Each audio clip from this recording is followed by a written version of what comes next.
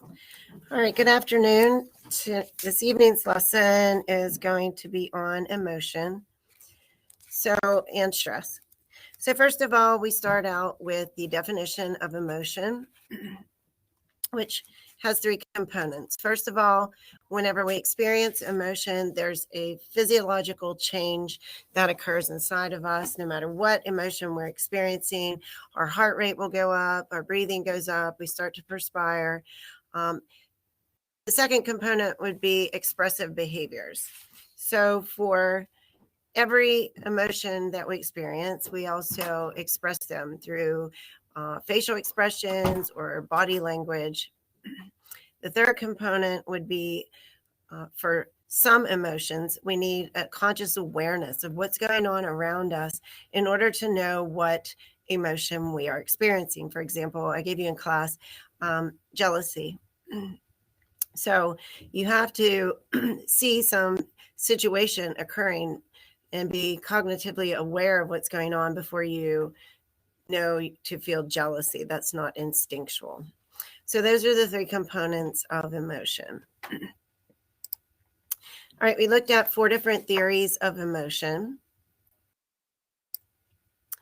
So first of all, the first theory was the James Longa theory. And this is William James. If you recall, he was the first American psychologist who taught at Harvard. And he wrote the first psych text, The Principles of Psychology. So you're looking back at the 1890s. So William James and his assistant, Carl Longa, came up with the first theory of emotion. So they said that if something happens in your environment, then you have a physical change. So you're driving down the road, a car swerves across the middle line, and all of a sudden your heart's going to race, your breathing increases, you start to perspire, your pupils dilate, you have that internal autonomic system change, and then you experience fear. So you have a physical change, and then you have the emotion. So if somebody punches you, you're going to cry, and then you feel sad. All right, the second theory is This is the support for the James Longa theory. William James used to have his students put a pencil in their mouth. And when they did that, that triggered a smile on their face. And he believed that when the muscles in your face change, it triggers an emotion. So the physical change causes you to experience an emotion. And it does. If you try it, put a pencil, and you start to smile, and then you feel happy. So that's the facial feedback hypothesis. It's support for the James Longa theory. All right, so the next theory, they kind of argued against the James Longa theory. So this is Walter Cannon and Philip Bard. They believed that we have a physical change and we experience emotion at the same time. So you're looking for the term simultaneously. They happen simultaneously. So you have that car swerve across the middle line, you have a physical change, and you experience fear at the same time. All right, then later on, William Schachter created the 2-factor theory of emotion. He brings in cognition because, as I said, with jealousy, sometimes when we experience an emotion, we have to be cognitively aware of what's going on around us so that we know what emotion to experience. So when you're taking the AP test, you're looking for cognition or awareness. Okay. So you have a physical change. You say, oh no, that car just crossed the line. And then you experience the emotion. Sometimes this is called the Schachter-Singer theory. William Schachter's assistant was Jerome Singer. All right. Then the 4th theory is applying to fear. Fear is instinctual, which is a good defense mechanism. And so with Zion's theory, the fear comes last, or the cognitive label, comes last. So you have a stimulus, something occurs in your environment, you have a physical change, you feel scared, and then you assess the situation. So we react first and then appraise it. So let's say you're walking through the woods and you hear the leaves rustling, and all of a sudden your heart starts pounding and you feel scared. And then you're like, oh, it's just a mouse, it's not a bear. So cognitive label comes last. But this is instinctual dealing with fear. All right, we looked at the physical change that occurs inside the body whenever we experience emotion. They all have the same internal response. So even though emotions feel very different, so when we're angry, we can feel it in our cheeks, we can feel it in our face. When we're nervous, we feel those butterflies in our stomach. So we experience emotions and they feel very different, but they all have the same internal response. They all trigger the sympathetic nervous system, that division of the autonomic nervous system. So automatically, whenever we're anxious or we're scared or we're really happy, our heart rate goes up, our breathing increases, pupils dilate, we perspire, blood goes to our muscles to give us energy, epinephrine's released. They all have the same internal response. So if you took a magic school bus through someone's body, you wouldn't know if they were happy, sad, angry, whatever. They would all look the same. So here's all of the increases. Whenever you experience emotion, the sympathetic nervous system is kicking in. So if all emotions have the same internal change, then we would conclude that a polygraph test or a lie detector test would be completely ineffective. So a lie detector test is supposed to determine if someone's lying. It's measuring their perspiration level, their heart rate, and their respiratory rate. So the thought is if someone's lying, all of these things will be elevated. So they ask someone a control question, what's your name? And then they ask them questions relating to whatever they're being accused of. And the idea would be they're feeling guilty, so those three things would increase. However, we don't know if they feel guilty or if they're just nervous or upset that they're being accused of something, or they're angry because they're being accused of something. That there's no way that that machine can tell, because all emotions have an increase in all of those.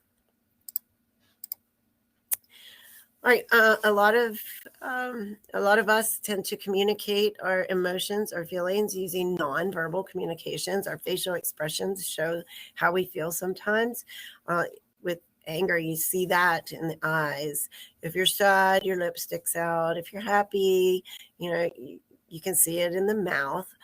People who don't want someone coming around them, they tend to bottle up and close their arms like this. If you're more open and relaxed, that means you're more open to communication. So we can tell a lot about how someone is feeling just by their facial expressions and body language. All right, when looking at gender, women are more likely to experience emotion and show emotion. So it's not surprising that women tend to recognize others' emotions better than men do. So women have stronger emotional intelligence in reading someone's body language or facial expressions. It's more acceptable for women to be emotional than it is men, being really happy and bubbly or, explaining how they feel, but with one exception. So for most emotions, it's more acceptable for women to show. For men, it's more acceptable for men to show anger as opposed to women. All right, two people who researched emotions. First of all, Carol Izard, in 1977, identified that we have 10 basic emotions. So joy, interest, excitement, surprise, sadness, anger, disgust, contempt, fear, shame, and guilt. All right, so those are the 10 basic emotions. But you may think, well, what about love? That's an emotion you experience. So any other emotion that you experience, she believed were combinations of two or more of these. So love would be a combination of joy and interest, excitement. Carol Izard. Paul Ekman went around to various cultures across the globe to see if there were certain facial expressions that we all share worldwide. And he did. He identified 6 of them. So obviously happiness here, That's surprise. This is fear over here. This is sad. This is angry. And this one would be disgust. So all cultures around the world show those 6 facial expressions. And even blind babies show these expressions. So we know it's not something that you're observing. This is something that is innate, something you're born with. All right, so although facial expressions are similar worldwide, at least 6 of them, hand gestures do vary. Like we clap to show approval. Some Asian cultures, they clap to show disappointment. We do thumbs up for everything's good. Other cultures, that would mean like up yours.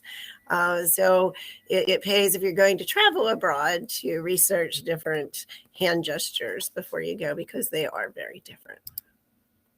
All right, we looked at 3 specific emotions, and one was fear. So a lot of our fears, they look at the purpose, a lot of our fears are instinctual. So this is supported by an evolutionary perspective that, worldwide, we all have common fears. We all fear heights. We all fear snakes. We all fear spiders, closed places. These are things that in every culture that people report that they're afraid of. And this is kind of bred in us from our ancient ancestors. Through the process of natural selection, our ancestors who were afraid of these things survived and passed on those genes to us. And as a world population, we all fear those things. Those who didn't died off, and those genes did not get passed on. We know there's an alarm system. Fear is instinctual. It happens automatically. Again, and cognition comes last. And it's because the amygdala is the fear center in the brain, that when we see something that could be a potential danger, it triggers the amygdala and we experience fear pretty fast. We don't have to assess the situation first in many cases. But that doesn't explain all of our fears. Nuclear war, we all fear, right? But that's not something that our ancient ancestors feared. It wasn't bred in us. We fear planes and plane crashes and things like that. These are learned fears, things that we've observed happen, and then we start to fear them.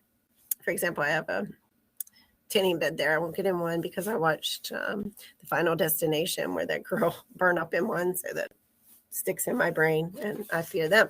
That's not something that's instinctual. That's something that I've learned. All right, a fear that falls outside of the normal range, and this would be a fear that's on someone's mind day after day after day, all the time, and it interrupts or disrupts their ability to function on a normal basis. It disrupts their ability to cope. So I told you about the lady who has arachnophobia. She doesn't just fear spiders when she sees them. They're on her mind all of the time. So she has to wear a plastic suit. She's afraid they're going to get on her. She has to sweep a room with a broom when she goes into it because she's afraid there might be spiders. She has to do the same thing with a car. So it's constantly on her mind. Most of us, we see a snake or a spider, we feel uncomfortable. Okay, a phobia is a fear that never goes away. It's always, always there. It's always something that you're thinking about and causing you anxiety. All right, we looked at anger. And I asked you in class, what kind of things make you angry? And they all vary from person to person. Some people don't like traffic. Some people don't like tests. Like teachers, parents, they make you angry. Maybe when you get to college, your roommate. But they all have one thing in common. Even though what makes us angry varies from one person to another, they're all things that we can't control.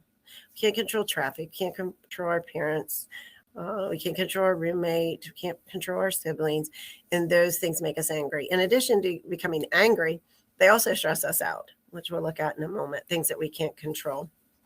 So in our culture, we tend to tell people when we're upset. We show our anger. We tell people about it.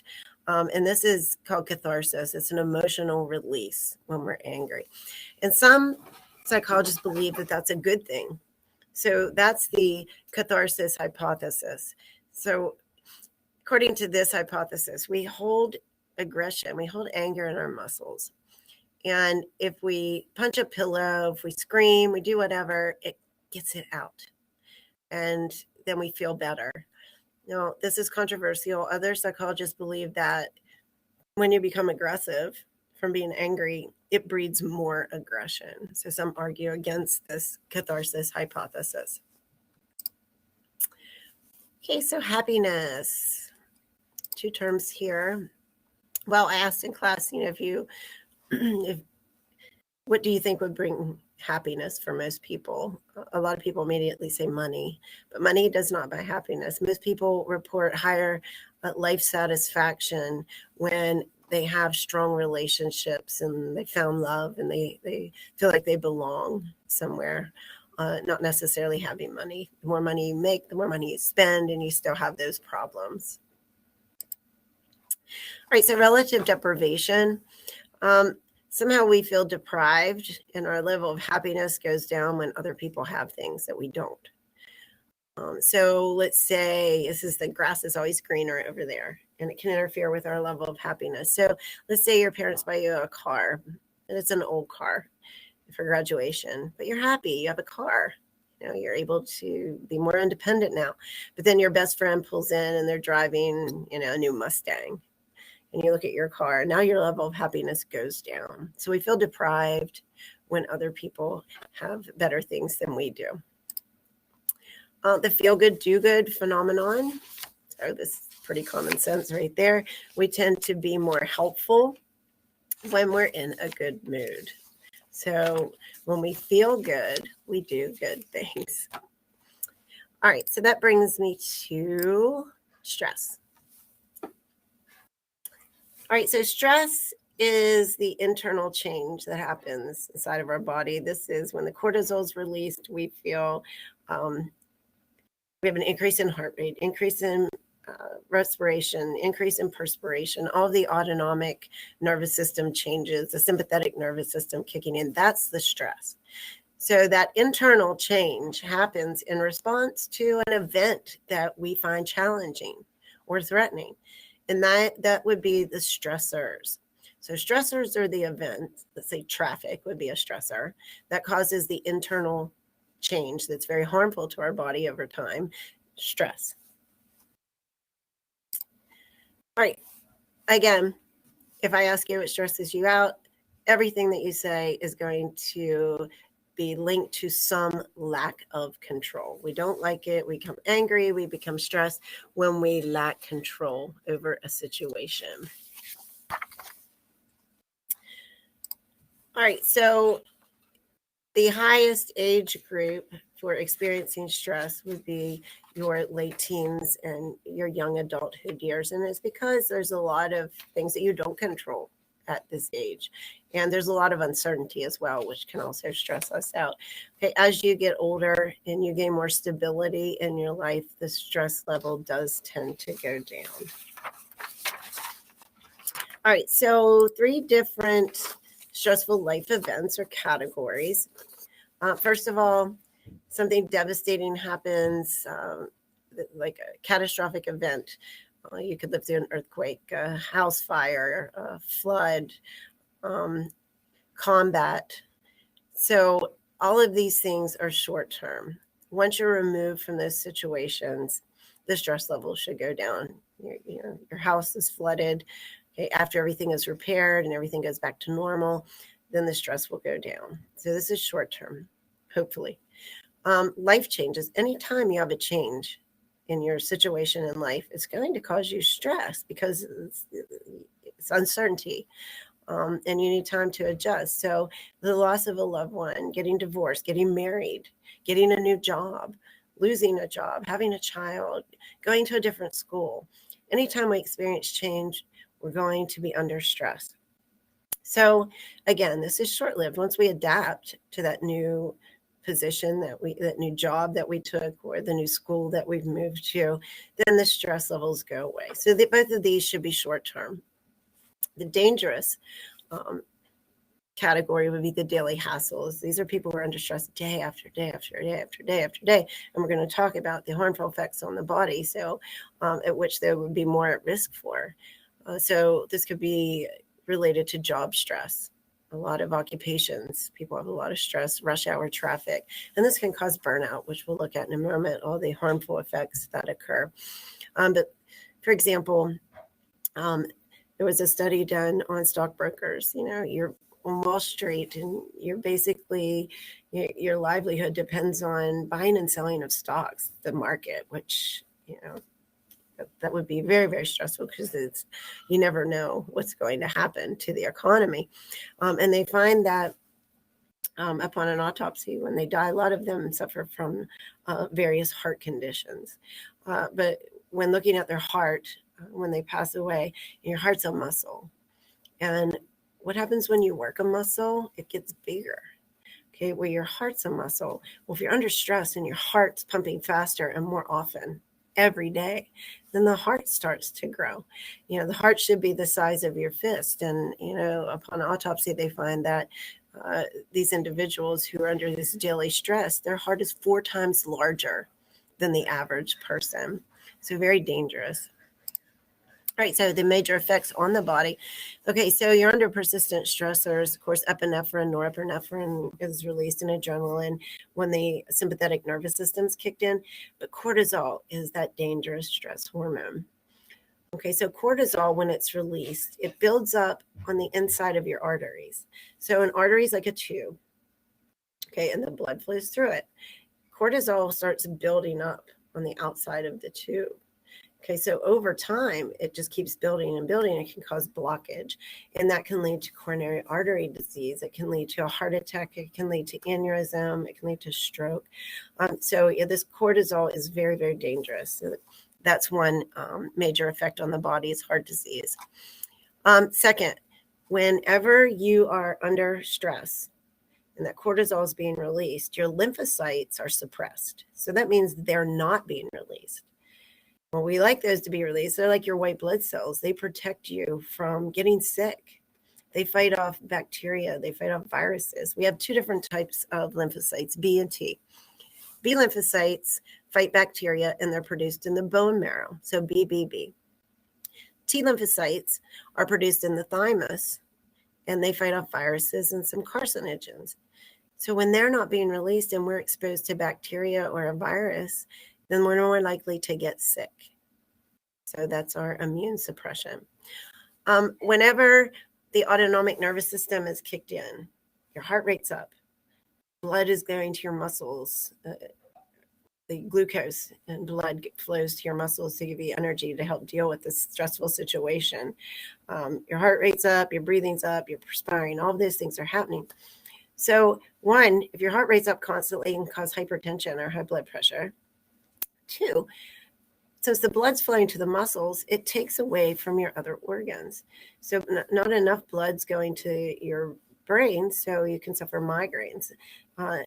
There isn't sufficient blood flowing to your stomach or your intestines, so you can have digestive issues or develop ulcers as a result of that. So those would be the autonomic nervous system effects. All right, the next thing we looked at is Hans-Sayles general adaptation syndrome. So these are the 3 stages that we go through when we are experiencing stress. So first of all, the first stage is the alarm stage. This is when we first experience a stressor. So I give you the example, you lost your job. That's the alarm phase. Bam, you're in stress mode. So what do? Every day you're stressed out and worried.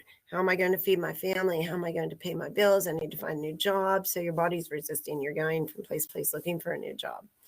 Okay, so that's going on day after day after day. You have that internal stress response, and eventually you deplete your body of all of its resources and you collapse and you go into that exhaustion mode, and many people get sick. All right, so those are the 3 stages that we go through when we experience stress, and they spell R because a lot of times you need to know those in order. And finally, sometimes people are just born. with a certain personality type that you're more prone to experience stress. So type A would say that these are competitive, very motivated, hard driving, impatient individuals. And obviously, they are going to be more prone to the ill effects of stress. Whereas the type B personality, they're more relaxed and laid back and would obviously be less susceptible to these effects of stress. I like this cartoon here. You see someone climbing the mountain because it's there. They're very motivated. That's type A. Type B, they're just going to chill beside the mountain because it's there. They're very relaxed and laid back and not very motivated.